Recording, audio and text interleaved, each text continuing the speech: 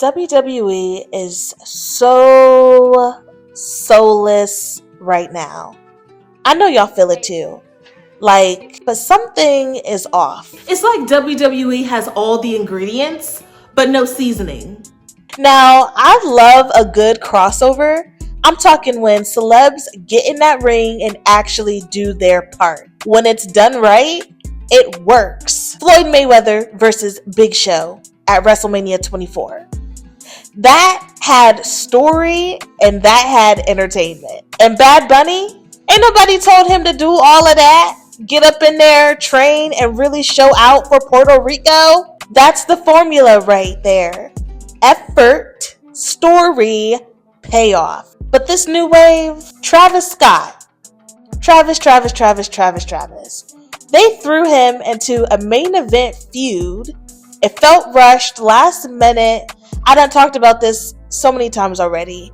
Just a mess. It was all headlines, no story. Jelly Roll, I'll give him this. He took some bumps, but the whole thing came off awkward, forced, and boring. That's the problem. These celebrity spots don't connect. It's just vibes and camera cuts. And for us fans, it's blatantly obvious when it's all clout and no story. You feel it in the entrances too. The vibes are gone. Death Rebel didn't remix WWE sound. They drained the soul out of it. Back in the day, a theme song told you everything about a wrestler before they even said a word. Matt Hardy, I can slap a tornado. You could not tell me that wasn't Matt in the booth. Mark Henry, somebody's gonna get their ass kicked. Doesn't that really sound like something he would say? Yeah. They took the time to match the music perfectly. Even themes with no words hit hard. Kurt Angle's anthem, fans turned that into the "You Suck." It was fun, it was identity, it was something to look forward to. Now, we get generic beat, no personality, no energy. The music is so bad it kills the pop. Even the show themes are trash. Raw, SmackDown, premium live event music. All generic trap tracks. Are they trying to be relevant or just lazy? There was some documentary with Paul Heyman, and he was saying when he was doing ECW, they would use hip hop to kind of sound cool and bring more people in, which is funny because I would watch Raw and SmackDown and hear all the rock songs, and I thought that was cool, that was different. Because I was watching those shows, I was introduced to a new genre of music. I discovered so many different bands that I would have never found on my own. WWE used to set culture. Now they chase it. And that's why the music, just like the product, feels soulless. Now let's talk about the man of the hour, Paul Levesque, Triple H, the King of Kings. We begged for this. We were so ready for this. Let's keep it all the way real. The Netflix era has been a flop. SmackDown has been dreadful. Roman Reigns came back last summer and barely clocked in. The storylines are dragging. And the champs we actually want, like Jey Uso, it gets cut short before it even starts. It's September 2025. And things are just barely heating up. This was supposed to feel like a new era.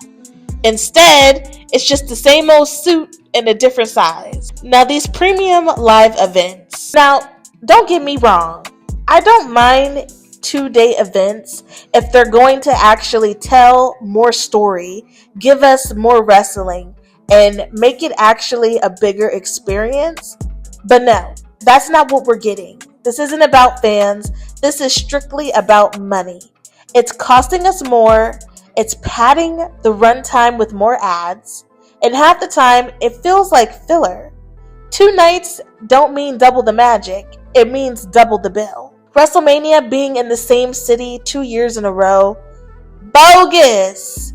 Half the magic of Mania is that it moves around, letting fans from everywhere get that once in a lifetime experience. Instead, they lock it down in one spot to save money or because of some corporate handshake. And then the Saudi Arabia news, that wasn't even on my bingo card. Out of all the places fans wanted Mania to travel, that felt like the final nail in the coffin. Soulless. Another problem, the ticket prices. Ringside packages for WrestleMania hit $6,000 to $15,000 for one seat. One. Most of us ain't got it. I'm not even gonna front. I know I ain't got it. Okay? So Mark Shapiro said Vince McMahon used to price tickets for families, not for maximum profit. WWE is going in a different direction.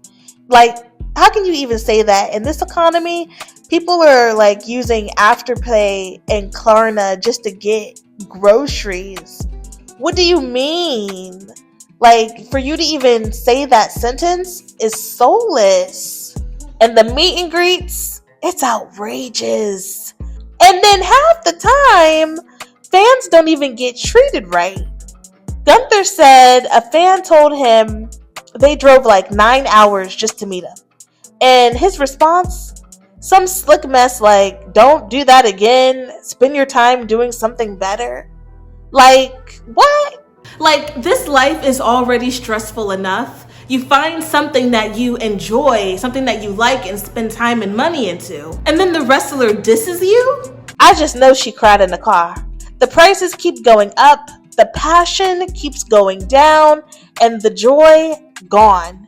And if all of that wasn't enough, the Peacock deal ended early, and we're expected to pay $29.99 a month. Okay, I'm not one of those that have ESPN. I don't have regular cable. I don't have the hookup that everybody else have. So I would have to pay the $29.99 a month just to watch from home. I'm sorry, but Clash in Paris wasn't good enough to make me want to pay that type of money. And even with legends like AJ Lee returning, it doesn't make up for it. The prices are going up. The math ain't mathin'. Enough is enough. The soul is gone. Gorgeous gang, if you gang, like, comment, and subscribe.